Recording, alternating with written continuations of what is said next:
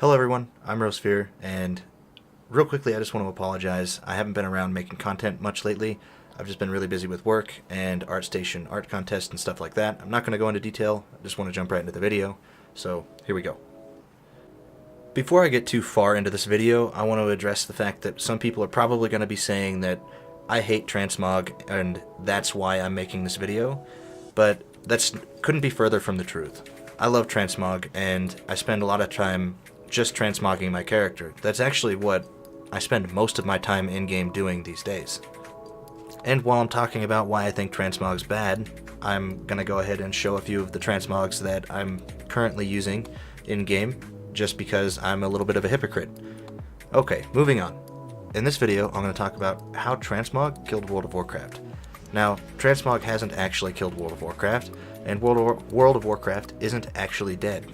But it is in the process of dying, in my opinion, and Transmog is a small contributor to that fact and a symptom of a much larger problem. Now, with that last statement, you're probably thinking I'm crazy, because out of everything that Blizzard has added to World of Warcraft over the years, the one thing that most people would say has a net positive, or was a net positive, is probably Transmog. It allows you to make your character look good in-game, at least to you. And streamers like Asmongold have created thousands of hours of content based solely on this one aspect of the game, creating transmog contests, transmog runs, and all this amazing content that keeps people coming back to watch their streams and even play the game. I'm kind of a regular viewer of Asmongold's, and his content's really the only WoW content that I consume these days, and in the past I've heard Asmongold say something roughly to this effect: even if you hate transmog, it's still content. Now, while that statement is true, there are much more sinister underpinnings to Transmog's game design than what you see on the surface.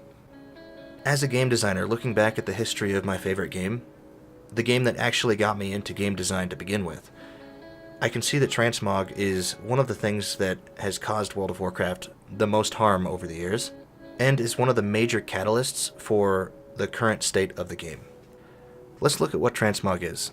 Transmog gives players the ability to create custom sets or use existing sets within the game to change their current gear into something that looks good, or at least good to them. And this is a good thing because you don't have to run around in a clown suit while leveling or end up with that one piece of gear that doesn't match, ruining your entire set. So the idea of Transmog solves a cosmetic problem within the game that has no real effect on gameplay at all. You don't do more damage because you look cool, it doesn't change the way your character plays, and that makes this an indirect problem that is not really worth solving in the end, because solving this problem will change the way that players play the game, but won't add anything of substance to the game. And when people start to change the way that they're playing the game, it's not always a good thing. So Transmog is a change that sounds like a good idea on the surface, that has little to no downside. And that would be true if WoW was a single-player game. Now, I could make the silhouettes are important to a multiplayer game argument, or Transmog takes away gear identity and so on, blah blah blah. It's all stuff that we've heard in the past before. While these arguments are true, they are not the real reason why Transmog is not good for WoW. The real reason why Transmog is so bad for World of Warcraft and has been hurting World of Warcraft for so long is because it's one of the most visual changes and one of the first changes to moving towards a state of equality of outcome in World of Warcraft. And equality of outcome in an MMO is one of the worst, if not the worst, things that can possibly happen in the game, because it completely demotivates the player base in a way that almost nothing else could. A good way to illustrate this is by listing off a lot of the systems that Blizzard has introduced to World of Warcraft in the past, and most of the systems that have been universally hated were equality of outcome systems. So real quickly off the top of my head, I wrote down a fairly large list on Notepad of all the equality of outcome changes that Blizzard's implemented over the years that I could think of, but I'm just going to go over a few of them here real quickly. Number 1. LFR and multiple raid difficulties. This is fairly obvious because it created a gameplay state where even the most brain-dead player could complete all of the content. Somebody who put no effort into the game can complete all of the content, at least as far as raiding goes.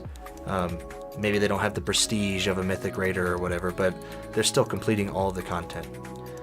Number 2, Titan Forging and War Forging.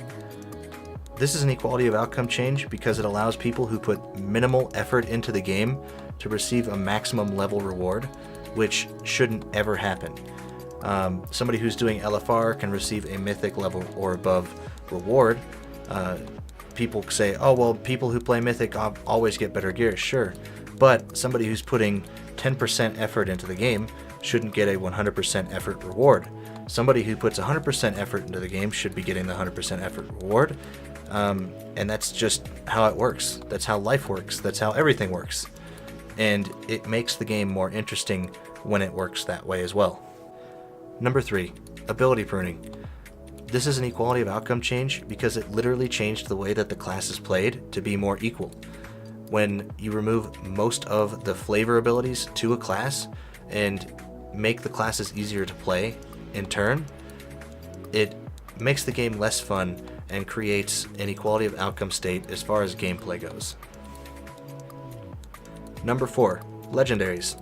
And when I say legendaries, I mean specifically legendaries from Mists of Pandaria to current WoW. Because legendaries and Mists of Pandaria, everybody could get. It just required a certain level of time to get that. Same thing with Warlords of Draenor. And then Legion, they had many legendaries, and these were the most equality of outcome legendaries because it just required you to play the game. No real effort. You could just do world quests every day, and by the end of the expansion, you would likely have most of the legendaries that you could possibly get for your class. And when you put minimum effort into the game, you shouldn't get a maximum level of reward. It's just not, again, how life works. It's not how games work, and it's not how you make a game fun. Number 5, the new talent trees. These are an equality of outcome change because they create less choice in that the choices don't really mean anything in the current state of the game. You can spec however you want. You could just go straight down the left side of the tree, and odds are you'll be able to perform within just a couple percent of the top players as long as you are also playing at a fairly high level yourself. The talents don't mean anything. And by making the talents not mean anything, they say, oh, you have more choices now. No, you have no choices now. Because it's an illusion of choice and an equality of outcome change. Because the less choice you have there, the more equally the classes play based on the different talents that people pick. I could go on and list off all of the equality of outcome changes that Blizzard has implemented into World of Warcraft over the years, but I think you get the point, so I'm going to go ahead and move on. So, moving back to the main topic of this video, Transmog. Transmog is a visual representation of equality of outcome because it takes away the visual inequality in World of Warcraft. So, my main is a warrior, and it has been my main since Classic World of Warcraft, so I'll use warrior as an example here. If you have two warriors standing side by side in the Burning Crusade, one in full tier 6 with Cataclysm's Edge, the other in mostly tier 4 with, say, King's Defender and some random blue crafted weapon, you can visually see the inequality between the two. Fast forward to today, in Battle for Azeroth, you take those two same warriors. One of them is in full mythic Uldir gear, which looks like shit, so is transmogged to something else. The other one is a fresh capped level 120 with no epics at all, and looks like shit, so transmogged to something else. And because of that, visually, they're very similar. There's very few differences between the two players as far as what they look like, and that's a very overt visual equality of outcome. And as I've said before, the worst thing that you can do to a multiplayer game is create a gameplay state of equality of outcome, because it demotivates players and creates a game where people are not looking forward to logging in every day. The reason why it demotivates people is because people are like water. They'll take the path of least resistance to get something. It's shown time and time again in game design where people exploit bugs because it gets them a slight advantage or even a great advantage. The path of least resistance is the way that the majority of players are going to take, including myself. I don't play the game as much because I don't have to. I can do put in a minimum level of effort and get the maximum level of reward out of the game, because I don't have to try. And sure, if I put in a maximum level of effort today, I would still get more in return. But because those returns aren't as great, and they're much more minimalized by the equality of outcome gameplay changes over time, it's just not worth it to put in that effort anymore. I remember back in Wrath of the Lich King, I was full best in slot from the TOC 25-man heroic, whatever it was. I forget what it was exactly then. But I was full best in slot with that, and it was the first week release of ICC. And I got Bryn Troll. My guild gave me Bryn Troll because I wasn't one of the first people that was going to be getting Shadowmourne. But I got Bryn Troll first week, and I went into BGs with it because it was completely broken. The Siphon Life did almost 2,000 DPS for the first week on its own, and that was ridiculous. So I went into BGs and I completely slaughtered people because I was full best in slot with a brand new weapon that no one else had.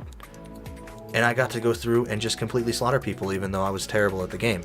But I put in maximum effort, so I got the maximum return, and I got to have maximum levels of fun because of that effort. So if you ever find yourself wondering, why is World of Warcraft just not fun like it used to be?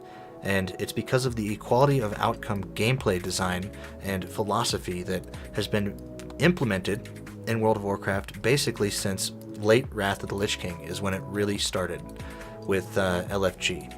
Now, back in Burning Crusade, you had equality of opportunity. Classic. Equality of opportunity. Everybody had the same opportunity to be great. You just had to try. And if you tried really hard, you got a huge return back. Now, you try really hard, it doesn't matter. Alright, that's it. Thank you guys for listening. I really appreciate you taking time to listen to what I had to say. I would love to hear what you think down in the comments below, so go ahead and leave a comment. I do plan on streaming at some point in the future. I know I said I was going to do that a while ago. I just haven't gotten around to setting everything up for it yet because I ended up getting a lot more busy than I had anticipated. But so if you want to follow me on my Twitch stream, go ahead and click the follow. I'll leave a link in the description below. And I will see you next time.